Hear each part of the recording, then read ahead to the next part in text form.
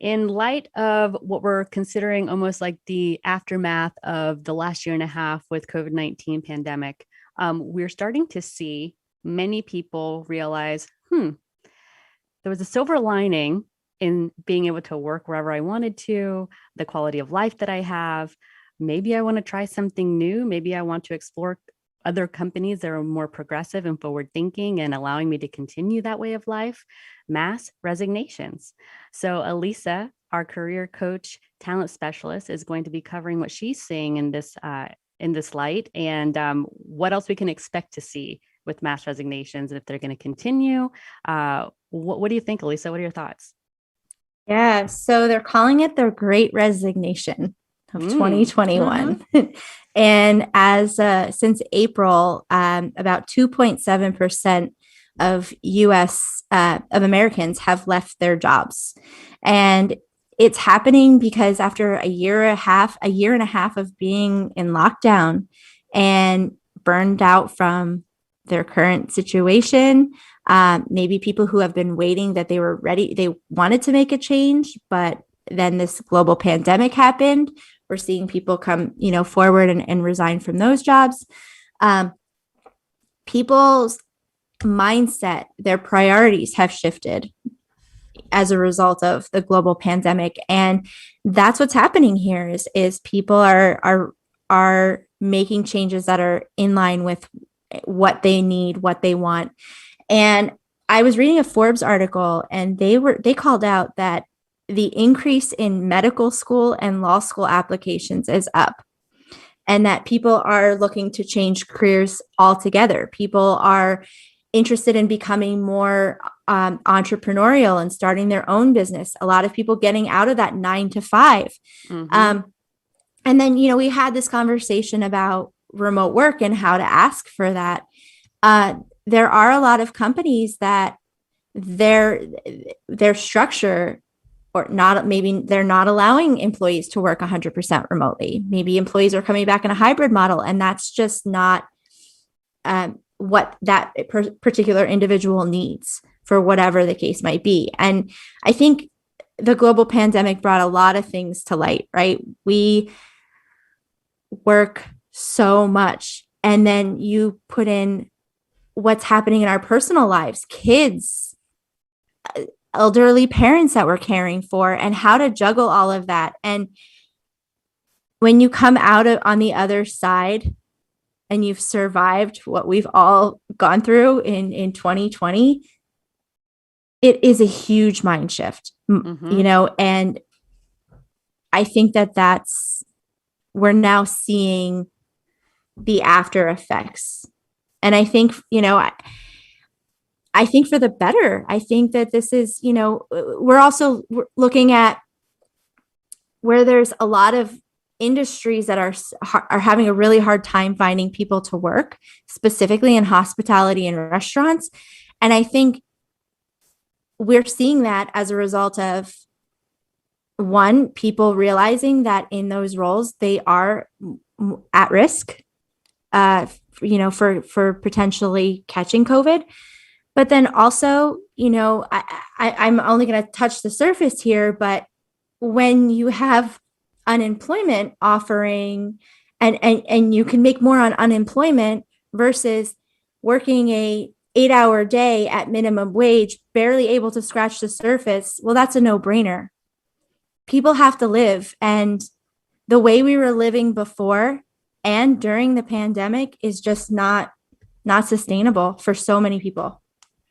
It's interesting because I read an article recently about how many people were, quote unquote, sheltering in place in their jobs during the pandemic, because it was a very uncertain time, and people were maybe staying longer in roles that didn't no longer suit them than they would have otherwise. And so I think that that's definitely part of what's driving this great resignation, in addition to all the other things we've touched on, people really rethinking their life priorities and what their options could be. And we've all discovered that we can work differently now. And you can't unknow what you know, what we've all learned in the past year, which is that sometimes you don't have to drive 45 minutes to an hour to sit at a different desk and do the exact same work.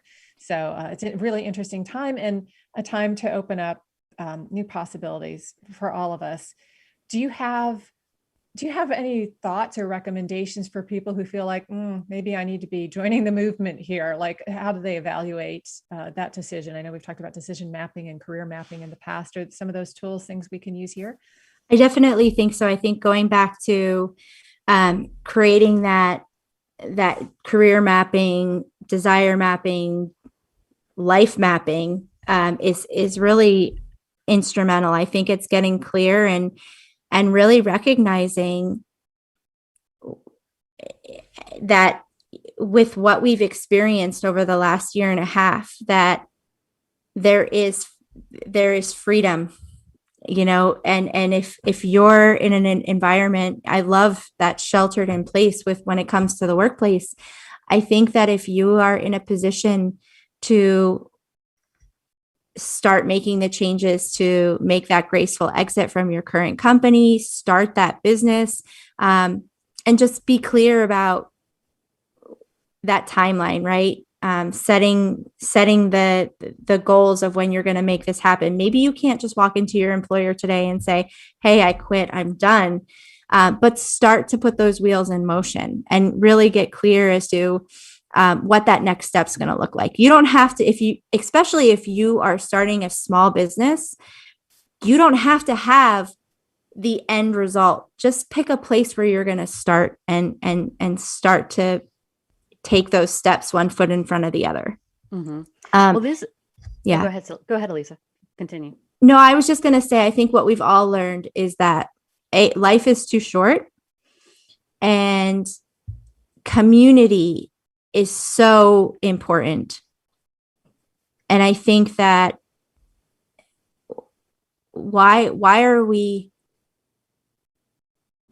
sitting at a desk for 10 hours a day in something that a lot of people are not happy doing? They're just doing it because of the grind. I think we've learned so much about ourselves. And I think it's more about being clear, map it out, have a plan, and come up with a timeline. I really want to acknowledge what you just said, because when I almost interrupted you there, I did.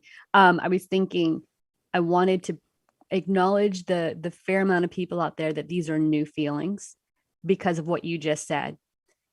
You get a job, you want to be taken care of. If you have a family, that extends even further, needing to pay bills, needing to put food on the table. And you've been trained and fed this narrative of this is the way things go. And it has been this way, status quo, for so long. And we had something, I mean, in this day and age, in this era, that has really never happened to these few generations that are living, that really impacted us in a very unprecedented way. And you're thinking, okay, how do I deal with it?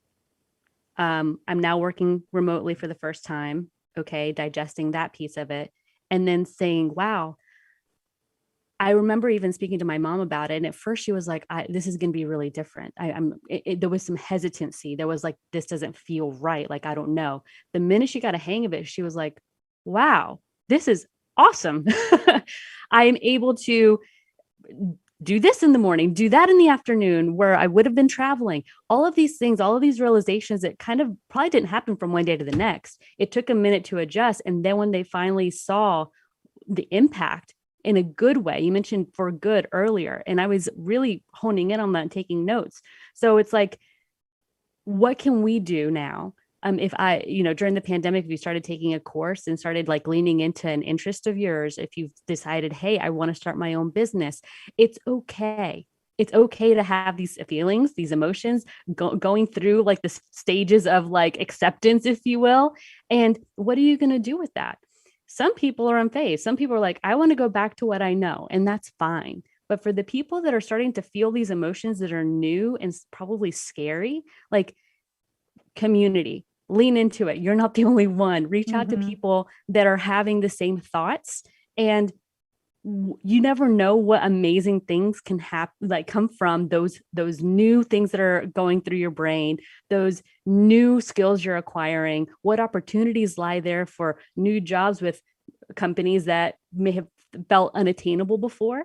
or even starting your own business. Like, it's okay to have these feelings. It's okay to be vulnerable enough to say, this is scary, but I feel like I need to explore. And that's what I really want to lean into. And I think that Sue and I have definitely leaned into it on our own. I love that you honed in on that. We as humans, and I think that is what is, I think so many of us can take away from the pandemic is we as humans, we are adaptable. Mm-hmm. And when we first started that, when we first went into, quarantine, it was scary. It was so many unknowns. And as the days went by, you just figure it out, and you adapt. And I think that is such a powerful point. And not to get too sidetracked here, but there is a Nat Geo documentary came out a couple of years ago, and it was called, it's all about the blue zones. Are you familiar with the blue zones? Mm-mm. So in this documentary, this journalist, he goes and explores where where people live the longest, and lives in that culture for a short amount of time, and tries to and studies what is it about this particular place that people are living the longest. Mm-hmm. And I've been thinking so much more about that over the last year and a half, because he goes to places in Italy and Greece and Japan, and he looks at their diet and their community and their relationships and how much they work and their physical exercise. Even in this crazy state of living that we've lived in for the last, pre-pandemic, even our workouts are crazy.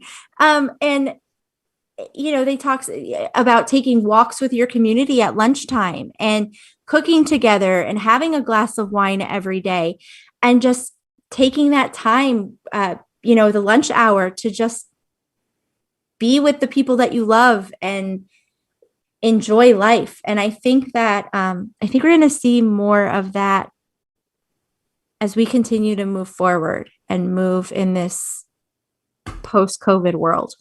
I agree. Hope so. I think, in a lot of ways, the pandemic did open up an opportunity to see our lives differently. It was a wake-up call in a lot of ways, right? Mm-hmm. But in some ways, a good wake-up call. And I don't in any way mean to dismiss the suffering and the hardship that it caused, but it did give us the chance to stop and look at the way we were living our lives and say, is this all really necessary? And is this the life that I want? And is this the best way to go through my days, right? And I remember in the beginning when we were on lockdown, my husband and I, and I've mentioned this before in the podcast, but we would go for walks in the evenings. And that was a time when I would normally be sitting in a traffic jam, that 45-minute window. And here I was walking with my best friend, planning, talking, just being together. It was a beautiful spring. And it made me think months and months later, why do I ever want to give that up? Why don't I want to create a work day where this can be something that is part of my life, that this extra time and this extra community, that's as important to my life as the paycheck and the daily grind. And so there is that gift that 2020 gave each of us if we choose to acknowledge it and embrace it. Absolutely. We talk about different forms of currency, and that is a different form of currency. So filling your cup, the flexibility, the freedom, the agency to do that. Stress is a killer. It is. And I think a lot of people, even with different, diabetes or heart attacks or panic attacks, all these things, stress leads into all of those and feeds into all of those. So if you can lower your stress level by, hey, I'm going to take a walk during lunch, and it's going to be an hour 15 minutes where I'm not going to look at my computer. I'm not going to sit at my desk and eat while I work. I'm going to have a glass of wine every afternoon because that just fills my cup. I like wine. I like cheese. And I'm going to like all these little micro things that you do that take the edge off. I mean, why not? And if you can get that time for me is like one of my, it scares me, right? Like it's one of those things that you can't make more of really, unless you do things like this, little things throughout your day. And if you can lean into it and spend more time with your family at times where you would normally be in traffic or normally be in a meeting or normally taking bites out of your lunch just to rush to the next meeting, like that's no one to live, man. Right. All that. Let me just finish the thought. I'm sorry. But I just wanted to piggyback on that. We want to be, respectful of the fact that not everybody has the kind of job where you can work on a computer from anywhere. Oh yeah, absolutely. And I just want to point that out because I know not everybody has that same luxury. However, what you just said, Vanessa, I think we can all benefit from, even if we do have to walk into a manufacturing facility or do other kinds of work that does require us to be in that same role physically. Look for those opportunities to give yourself that time to fill your cup in whatever role you have. Let that be your lesson from 2020, regardless of what kind of role you have and what kinds of options you realistically have. Well, to lean into that a little bit, Sue, Alisa, don't you have leverage now because of what we've all experienced, no matter what job you have, whether that be at a factory, whether that be at home, to have that conversation with your employer and say, hey, I need this, right? Yeah, absolutely. And we talk about setting boundaries and saying no and having those assertive conversations. And I think that we've all been in it, and we've all had different experiences. Some people have been very isolated. Some people have lost their community, lost loved ones. I think we can all agree, and Sue, you said it best, is what we can all take from this is that those meaningful parts of your day, if that's what you can have control over, and you can go to your supervisor or whoever it may be and say, from this time to this time, I need this time. This is my lunch break when I walk away, and I take a walk and I'm away. And it's being more assertive about what you need going forward and taking those little things that have become important to you, or letting go of the things that were really hard for you during this pandemic and using that to take you to a better place and ultimately be happy. Mm-hmm. And I go ahead, Sue.